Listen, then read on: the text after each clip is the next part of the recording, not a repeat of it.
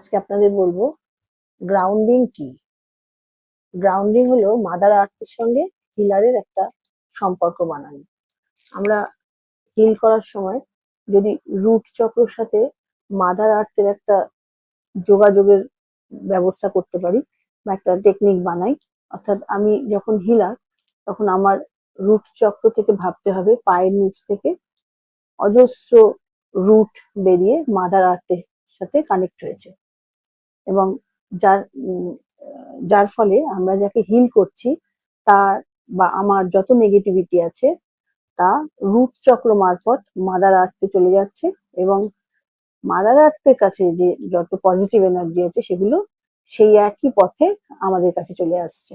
অর্থাৎ ছোট করে বলতে গেলে বলা যায় যে আমাদের শরীরে মানে মানে আমরা যে ধরিত্রী থেকে নেগেটিভ এনার্জি দিচ্ছি বা আমাদের সঙ্গে একটা এনার্জি এক্সচেঞ্জ হচ্ছে, যেটা নেগেটিভ এনার্জিটা দিচ্ছি তার এগেনস্টে আমরা পজিটিভ এনার্জি পাচ্ছি, কিন্তু নেগেটিভ এনার্জিটা ধরিত্রী মাতার কাছে গিয়ে বা মাদার আর্থের কাছে গিয়ে সেটাও পজিটিভ হয়ে যাচ্ছে। এবং আহ, উম, আহ, এই ঘটনাকেই বলে গ্রাউন্ডিং। আজকে বলবো যে আমরা যদি হিল করি, হিলিং করার পরে আমরা যদি গ্রাউন্ডিং না করি তাহলে কি কি হতে পারে। আমরা যদি গ্রাউন্ডিং না করি তাহলে আমাদের লেথার্জি আসে, ক্লান্তি লাগে, ঘুম হয় না, উইক লাগে, আর কোনো কাজেই মন লাগে না। পেশেন্টের প্রচুর প্রবলেম অনেক সময় হিলারের চলে আসে, যার জন্য গ্রাউন্ডিং করা অত্যন্ত জরুরি এবং গ্রাউন্ডিং বিষয়টা আমাদের জানাও খুবই জরুরি।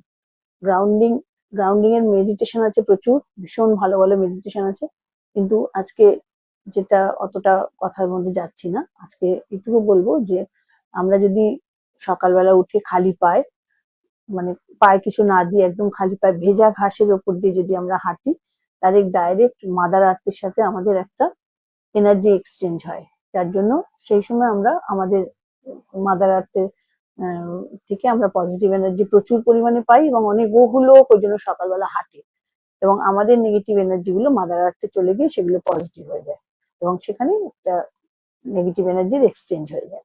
আর আমাদের তখন নিজেদের ভীষণ হালকা লাগে, ফ্রেশ লাগে, মনে আমরা এই মানে বেশ ঘুম থেকে উঠেও আমরা মানে স্বতঃস্ফূর্ত থাকতে পারি। ভালো থাকবেন, নমস্কার। আরো বলবো।